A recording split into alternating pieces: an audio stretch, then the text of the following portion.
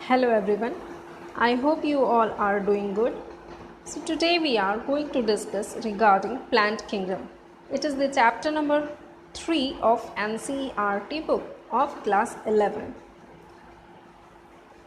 तो हम यहाँ पे सबसे पहले कुछ पढ़ेंगे किसके बारे में, तो artificial system of classification, natural system of classification, phylogenetic classification systems, numerical taxonomy, cytotaxonomy and chemotaxonomy. तो ये सारी चीज़ें हम क्यों पढ़ने वाले हैं, ताकि हमें पता चलेगा कि on what basis plants has been classified and why is it classified into a particular kingdom, right? And how the plants coming under this are further categorized into different classes or phylum or likewise, right? So what was the basic characteristics of the plants on which these classification has been done. तो सबसे पहले हम आते हैं artificial system of classification पे।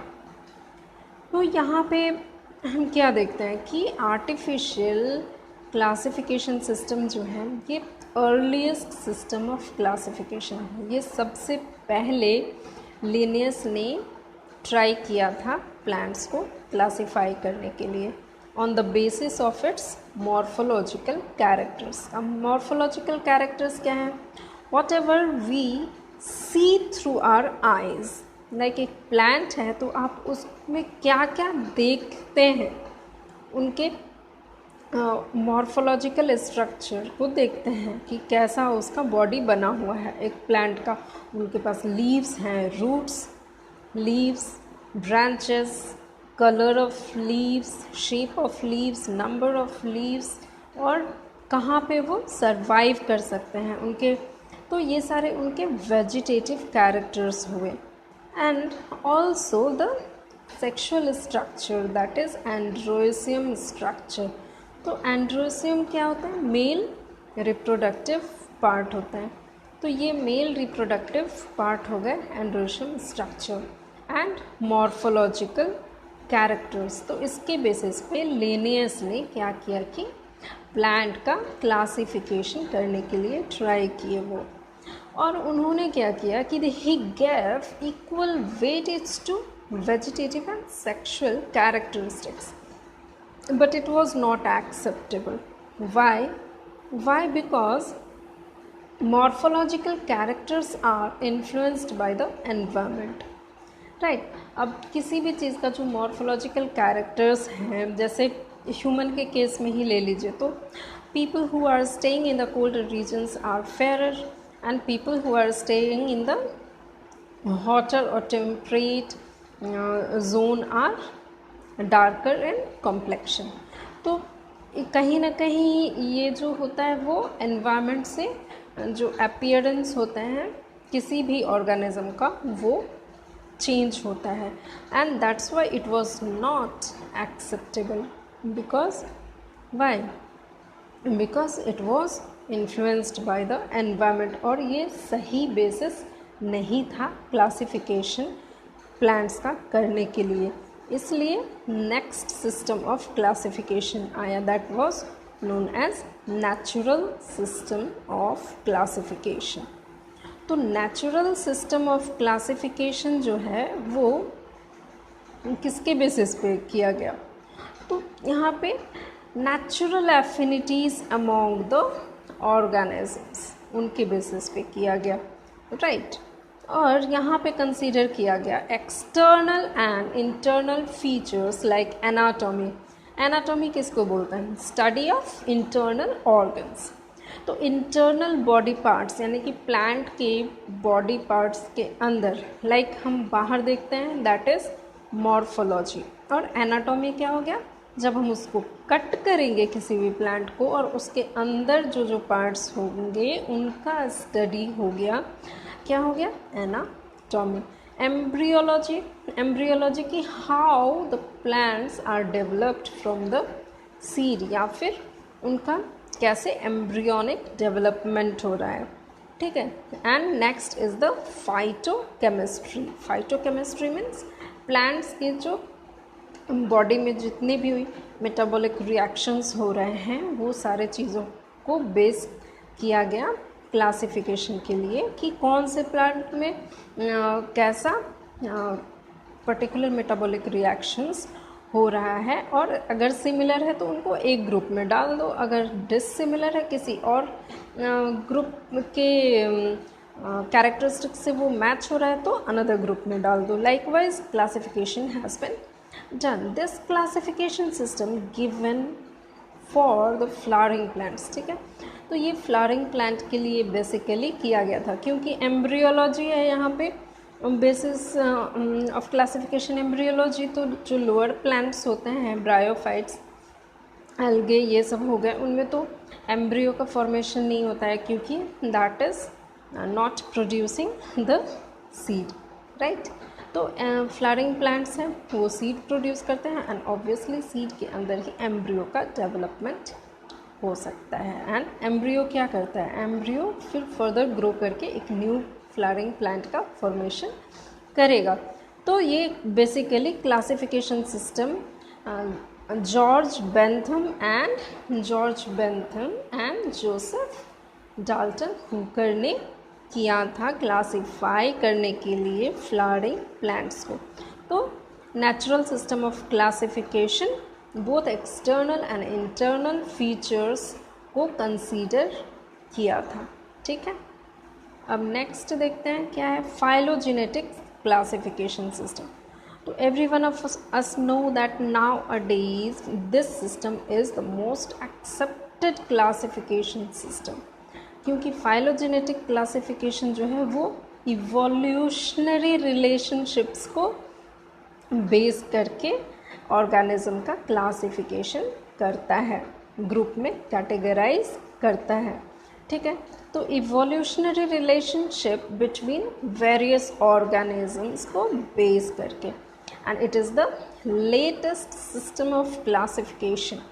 This assumes that organisms belonging to the same taxa have common ancestor. Ancestor means हमारे पूर्वज, ठीक है। लाइक ह्यूमन को कंसीडर किया जाता है ना कि ये एप से ओरंगुटन या फिर ऐसे हमारे एंसेस्टर थे, तो वैसे ही इसको कंसीडर किया जाता है कि जो एक टैक्सा में आता है, टैक्सा क्या हो गया, एक पर्टिकुलर ग्रुप, ठीक है। तो एक टैक्सा में जो भी ऑर्गेनिज्म आते हैं उनके जो एंसेस्टर होंगे वो कॉमन होंगे, कोई एक कॉमन एंसेस्टर होंगे। तो यहाँ पे उसको बेस करके क्लासिफिकेशन किया गया था, ठीक है। नाउ विच अब कैसे क्लासिफिकेशन करेंगे, क्योंकि बहुत सारे ऐसे ऑर्गेनिजम्स हैं जो एक्सटिंक्ट कर चुके हैं, बट उनका फॉसिल स्टडी किया जाता है एंड उसके बेसिस पे उनके कॉमन एंसेस्टर्स को रिलेट किया जाता है, राइट। लेकिन अब उनका क्या, जिनके फॉसिल रिकॉर्ड्स जो हैं वो है ही नहीं, मिल ही नहीं रहा है, तो उस टाइम में नया टेक्नोलॉजी जो डेवलप हुआ टाइम के साथ वो हेल्प किया, and that was the numerical taxonomy, right. That numerical taxonomy, cytotaxonomy and chemotaxonomy. तो ये तीन चीज़ें जो थे वो बहुत ही ज़्यादा हेल्पफुल हुए उन ऑर्गेनिज्म को क्लासिफाई करने के लिए जो कि जिनके फॉसिल एविडेंस नहीं थे, ठीक है। तो अब आगे बढ़ते हैं। Next is the numerical taxonomy. तो न्यूमेरिकल टैक्सोनॉमी क्या है, अब न्यूमेरिकल टैक्सोनॉमी देखते हैं कि जैसे एक कोई पर्टिकुलर ऑर्गेनिज्म है, राइट।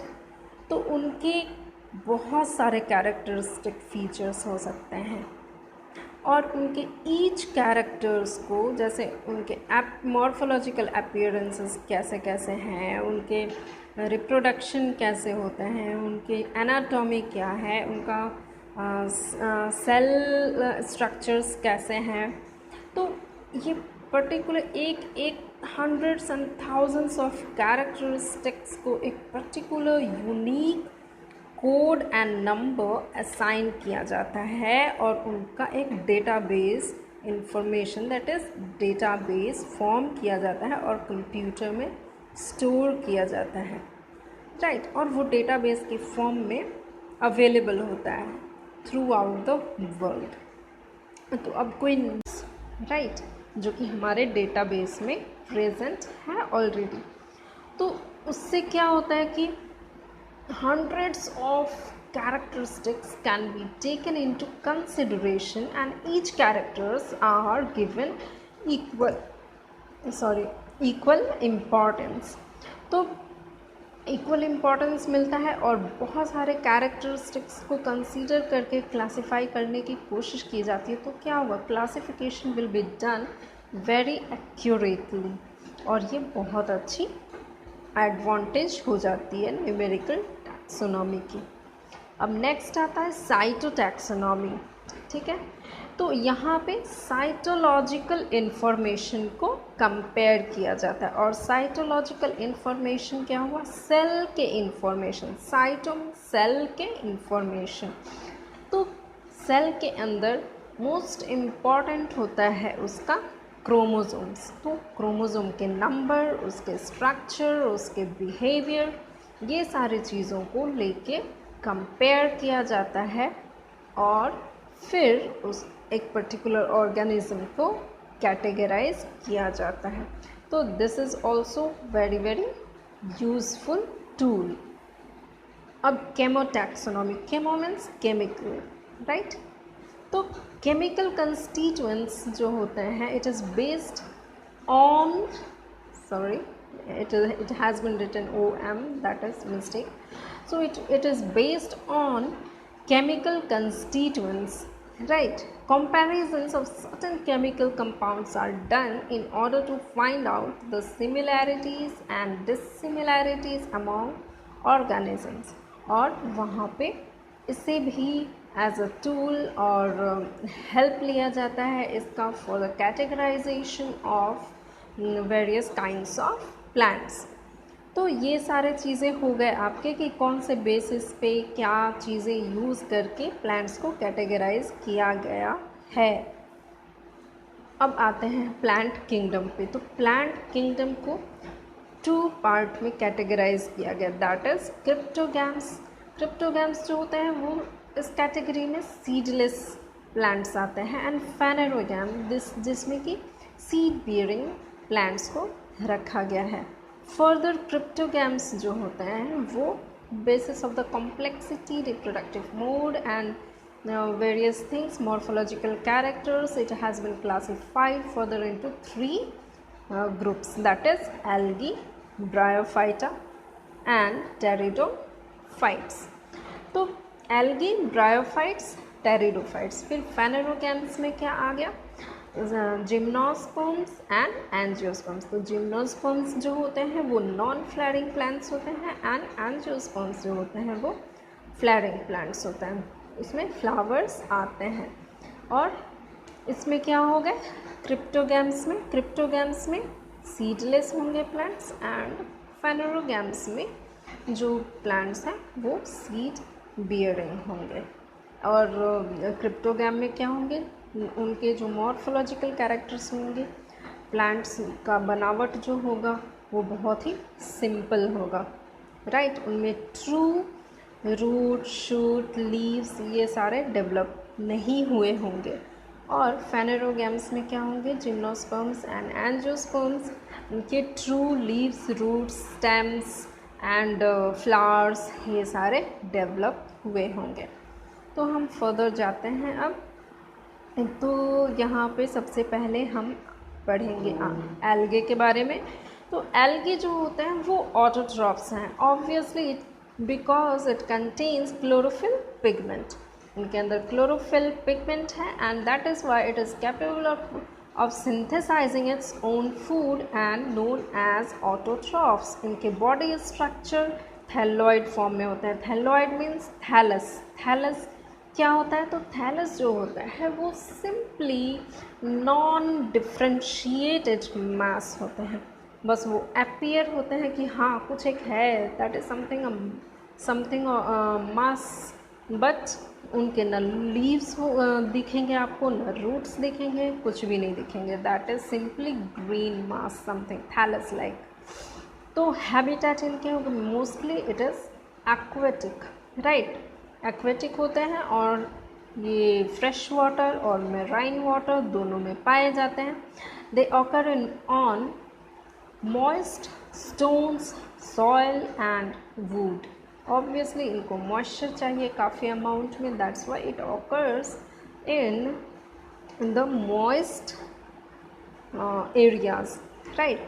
सो फ्यू, यहाँ पे क्या है कि few algae occurs, they form association with other organism, right. तो कुछ जो होते हैं वो फंगाई के साथ में एसोसिएट करके सरवाइव करते हैं। तो association of fungi and algae is known as lichen. और फिर एनिमल के साथ जो एसोसिएट होके रहते हैं वो हैं, उनके example of that animal is sloth bear. Sloth bear के बॉडी पे जो एल्गे होते हैं वो सरवाइव करते हैं, राइट। अब इसके फॉर्म और साइज़, तो फॉर्म और साइज़ जो होते हैं वो हाईली वेरिएबल होते हैं। कॉलोनियल फॉर्म में एग्जिस्ट करते हैं वॉलवॉक्स, लाइक कि वो सेल्स होते हैं बहुत सारे और कॉलोनी का फॉर्मेशन करके वो एग्जिस्ट करते हैं इन द एनवायरनमेंट, राइट। तो फिलामेंटस फॉर्म आ गया। फिलामेंटस फॉर्म क्या हो गए, उसके एग्जाम्पल हो गए यूलोथ्रिक्स एंड स्पायरोगायरा। तो कॉलोनियल फॉर्म में क्या हो जाता है कि डिफरेंट जो ऐसे सेल्स जो होंगे वो एक साथ आके रहेंगे, ठीक है, ऐसे कॉलोनी बना के वो रहते हैं। फिलामेंटस फॉर्म में क्या हो जाएगा, ऐसे ही वो फिलामेंट के फॉर्म में रहेगा, उसमें क्रोमोसोम्स हो सकते हैं, स्पाइरल तो स्पायरोगायरा हो गए, और ऐसे अगर रहते हैं तो दैट इज़ यूलोथ्रिक्स। और मेराइन फॉर्म्स लाइक कैल्प्स भी होते हैं जो कि बहुत ही ज़्यादा उनका लेंथ होता है और ये वाटर में पाए जाते हैं, राइट। अब नेक्स्ट देखते हैं कि इनका रिप्रोडक्शन कैसे होता है। तो इनका जो रिप्रोडक्शन होता है उनके three modes, all the three modes के द्वारा होता है, vegetative, asexual and sexual reproduction. Vegetative reproduction fragmentation के द्वारा होता है, मतलब कि जो बॉडी रहेगा वो ब्रेक डाउन होंगे, फ्रैगमेंट्स बन जाएंगे और फिर each individual fragment will develop into a new thallus. Asexual reproduction होता है by the formation of spore. Spore कौन सा होगा, तो दैट इज जूस्पोर, और जूस्पोर फ्लैजिलेटेड होता है। अगर फ्लैजिलेटेड है मीन्स इट इज़ मोटाइल, जहाँ भी फ्लैजिला होगा वहाँ पे वो स्पोर मोटाइल होगा, क्योंकि फ्लैजिला का फंक्शन ही है कि वो मूवमेंट करवाए, ठीक है। तो जूस्पोर फ्लैजिलेटेड होते हैं and due to flagella it is motile and on germination it give rise to new plant. अब सेक्शुअल रिप्रोडक्शन, तो sexual reproduction fusion of gametes. Obviously sexual reproduction में हमेशा दो गैमेट्स होंगे ही होंगे, तभी जाके उनका फ्यूज़न होगा, और फ्यूज़न होता है टू गैमेट्स का इन्वॉल्वमेंट होता है, इसीलिए इसको बोला जाता है सेक्शुअल रिप्रोडक्शन। तो यहाँ पे जो on the basis of size and structure of gametes in sexual reproduction को फर्दर डिवाइड किया गया है यहाँ पे आइसोगैमस में। तो आइसोगैमस, आइसो मतलब सिमिलर, ठीक है। तो similar size of two gametes are found, right. तो यहाँ पे क्या होंगे कि similar size of gametes involve होते हैं, ठीक है। और एग्जाम्पल क्या है आइसोगैमस का? तो यूलोथ्रिक्स। तो यूलोथ्रिक्स और स्पाइरोगायरा दोनों के गैमेट्स जो हैं वो सिमिलर साइज के होते हैं, right. Male and female gametes both are of similar in size. तो यूलोथ्रिक्स में जो होते हैं वो गैमेट्स फ्लैजिलेटेड होते हैं, means it is motile, but spirogyra में ऐसा नहीं होता है।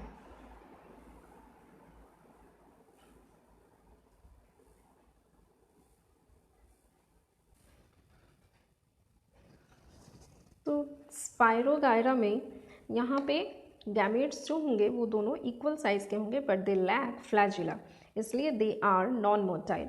Second is anisogamous. Anisogamous means gametes are dissimilar in size, और इसके एग्जाम्पल हो गए Eudorina. oogamous, third type of sexual reproduction. oogamous means male gamete हमेशा स्मॉल होंगे and motile means it will have flagella and it is comparatively smaller than the female gamete, और female gamete will be non-motile, and इसके example हो गए volvox and fucus। next uses of algae। तो algae जो होते हैं वो chief producers of oxygen, these are known as the chief producers of oxygen by utilizing carbon dioxide present in the environment। तो ये एक तरह से हमारे एनवायरनमेंट को क्लीन भी करता है और ऑक्सीजन प्रोवाइड करता है। So it will increase the dissolved oxygen in aqueous medium, right. तो ये एक्वेटिक है तो ऑब्वियसली ओशन के जो डिजॉल्व्ड ऑक्सीजन है उसका अमाउंट को वो इंक्रीज करेगा, and it is the primary producers in the aquatic environment. Many species of Porphyra, Laminaria and Sargassum used as food. तो ये तीनों जो हैं वो यूज़ होते हैं फूड की तरह, right. These algae produce large amount of hydrocolloids. अब हाइड्रोकोलॉइड्स क्या है? तो hydrocolloids are the water holding substance. Example algin, that is brown algae and carrageen. These are used commercially, right? So these are used commercially because it can hold water, right? So it is used commercially for transportation of some live things. Another use are agar. It is used in the production of agar. और agar कौन कौन सा algae produce करता है? तो Gelidium and Gracilaria। ये gracilaria and gelidium जो होता है वो अगार प्रोडक्शन में, इनसे अगार का प्रोडक्शन किया जाता है। और अगार का यूज़ क्या होता है? तो ये जैसे लेबोरेटरी में हम मीडियम बनाते हैं माइक्रो ऑर्गेनिजम्स या कोई भी चीज़ को ग्रो करने के लिए, तो सॉलिडिफिकेशन, सेमी सॉलिड टेक्सचर देने के लिए मीडियम को, न्यूट्रिएंट मीडियम को एक सेमी सॉलिड टेक्सचर देने के लिए अगार का यूज़ करते हैं। जेली लाइक स्ट्रक्चर को फॉर्म करता है और उस पर माइक्रो ऑर्गेनिजम्स या फिर प्लांट टिश्यू कल्चर में प्लांट्स को भी हम ग्रो करवाते हैं वहाँ पे। और फिर अगार का यूज़ होता है आइसक्रीम एंड जेली प्रिपरेशन में भी। फिर क्लोरेला आ गया। क्लोरेला जो होता है वो बहुत ही रिच सप्लीमेंट है किसके? तो प्रोटीन्स के। These are because these are rich in proteins, और ये प्रोटीन सप्लीमेंट्स स्पेस ट्रैवलर्स जो होते हैं वो भी लेके जाते हैं, ठीक है। स्पेस ट्रैवलर्स जो हैं वो लेके जाते हैं अपने साथ because it is very easy to carry. तो इतने सारे इसके यूजेस हो गए। अब हम जो भी इसके क्लासिफिकेशन है वो 3 इसके क्लासेस हैं, ठीक है। तो क्लोरोफाइसी, फियोफाइसी एंड रोडोफाइसी। तो Chlorophyceae, chloro means obviously means chlorophyll with A and B will be there and it will be green in color. Phaeophyce will be brown in color and Rhodophyce means red colored algae will be there, and इन तीनों classes के अलग अलग characteristics होते हैं जो कि हम next video में पढ़ेंगे। Till then bye, thank you and take care.